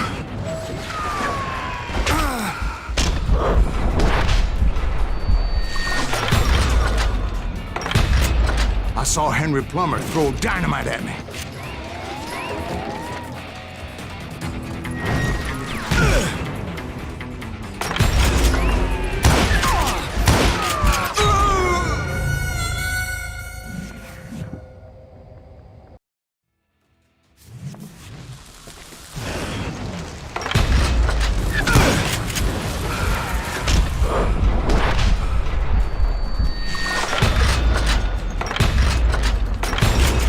In the gates of the cemetery, I saw John Wesley Hardin, just like I remembered him.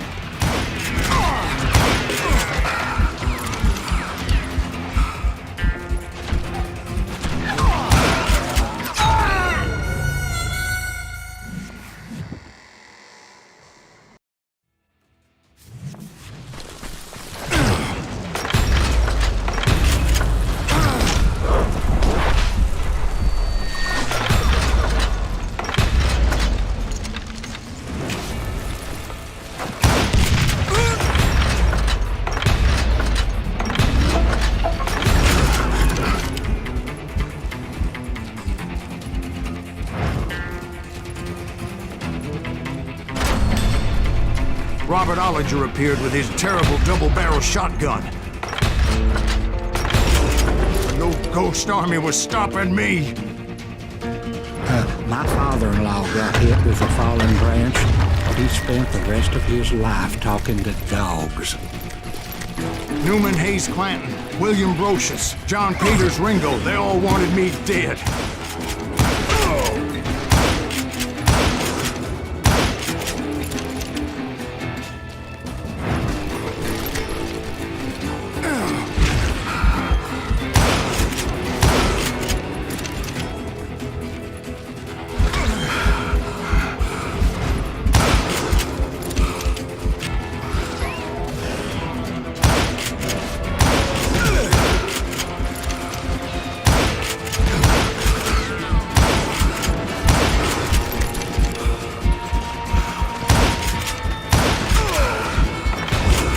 The Dalton brothers, Robert and Grattan, guardians of the Garden of the Dead.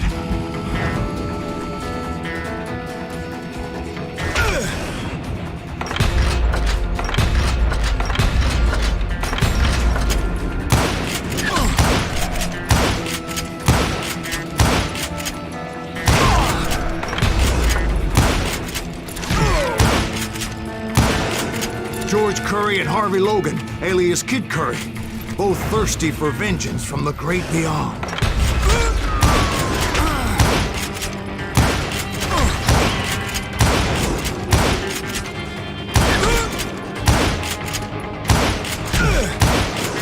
Jesse, Woodson, James, and Jim Reed, each one deader than the next. I thought I would go crazy. Thought?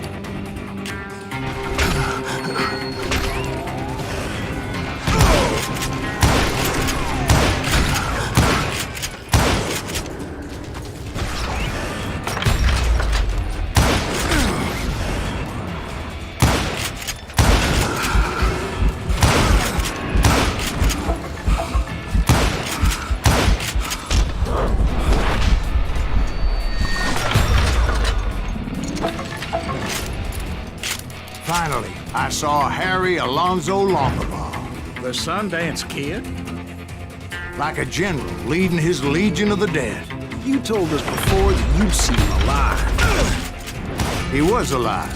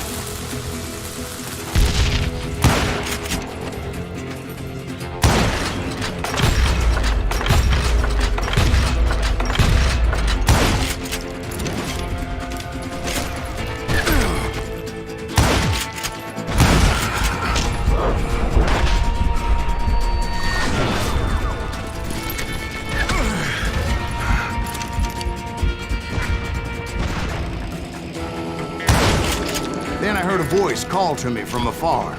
It was Robert Leroy Parker, a.k.a. Butch Cassidy, coming at me from out of the fog. Thanks for taking care of that bastard.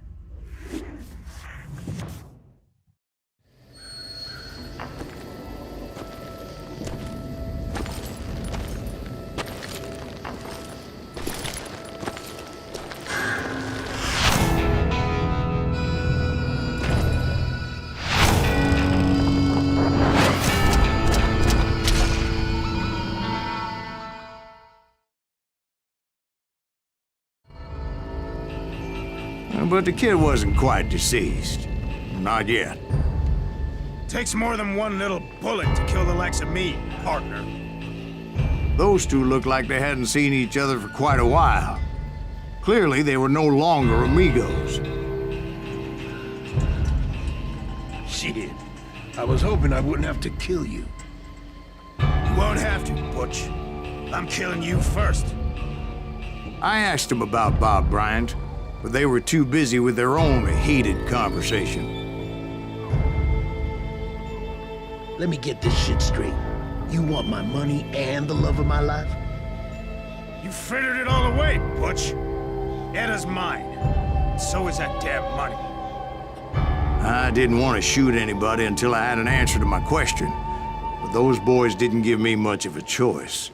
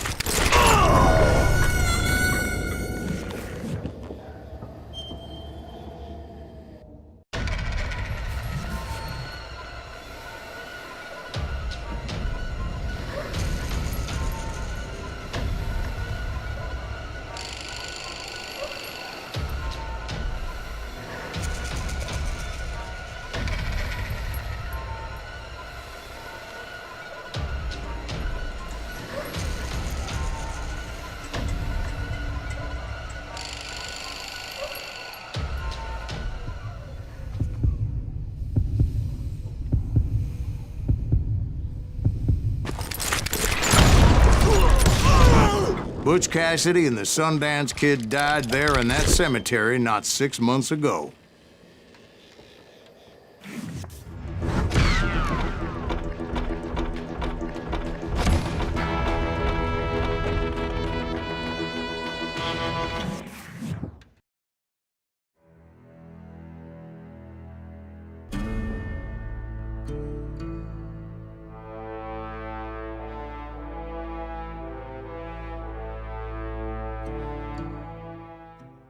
Butch Cassidy and the Sundance Kid were killed by the Bolivian army. Everybody knows that. That's the legend, but it ain't the truth. So, you never found Bob? There is no Bob. This old sumbitch ain't even Silas Greaves.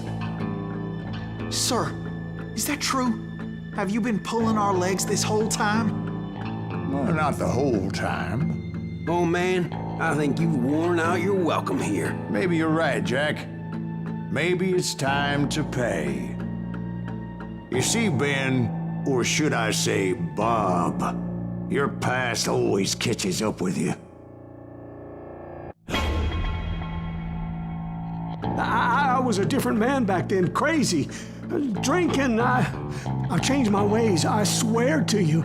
If I could turn back the clock, But you can't, Bob.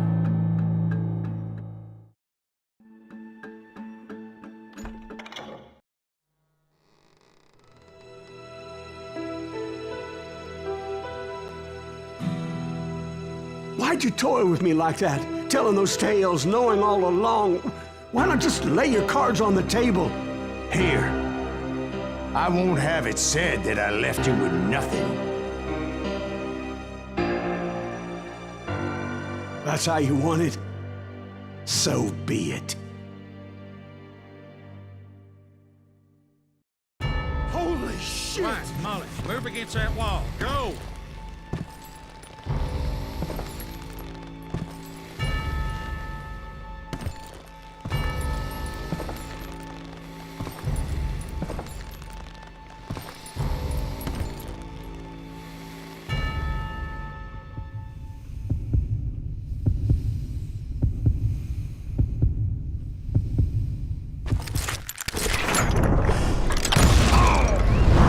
Oh my God! Oh, Jesus!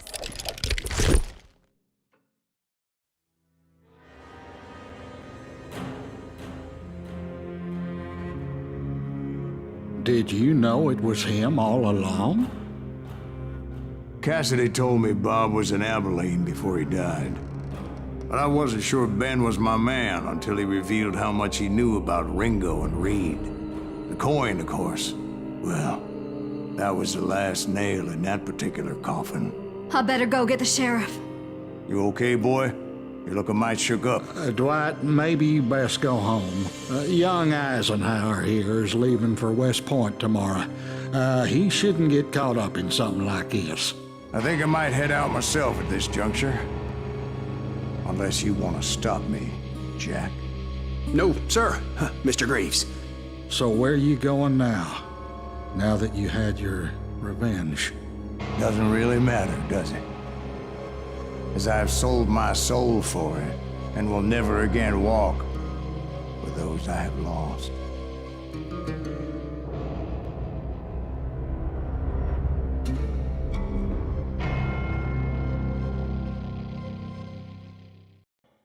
Ooh, dear.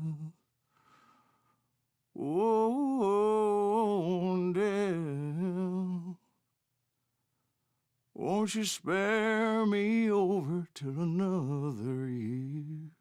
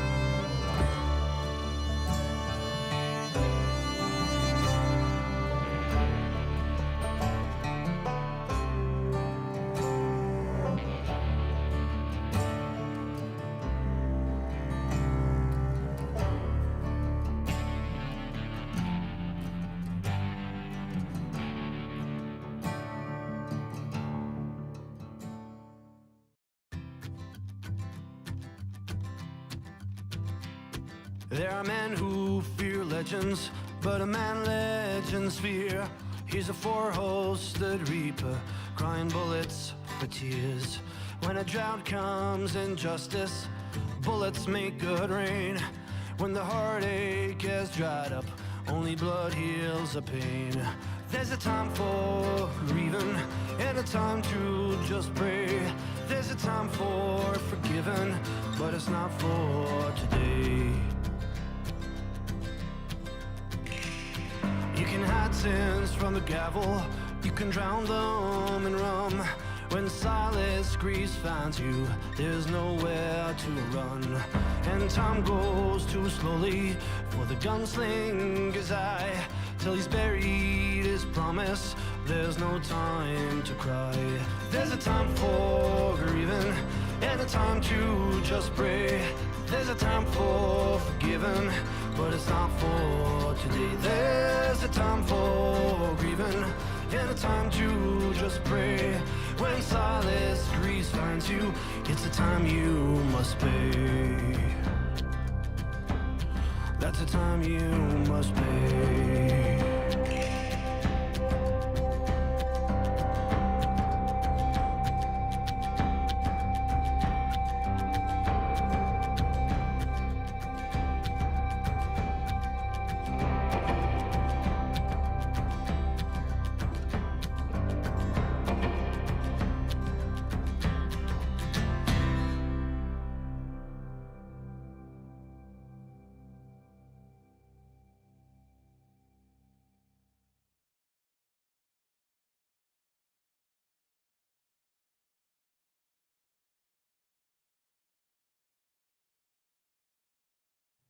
Oh, dear.